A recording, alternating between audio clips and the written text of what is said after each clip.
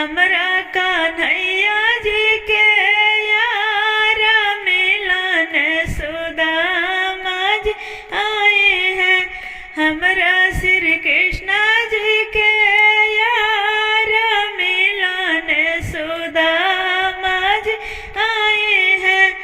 लवंगला चक बिरवाए रुक्मिणी, लवंगला चक बिरवाए रुक्मिणी, बिरवा के लिहा तो बनाई मिलन सुदामा जी आए हैं। हमरा कन्हैया जी के यार मिलन सुदामा जी आए हैं।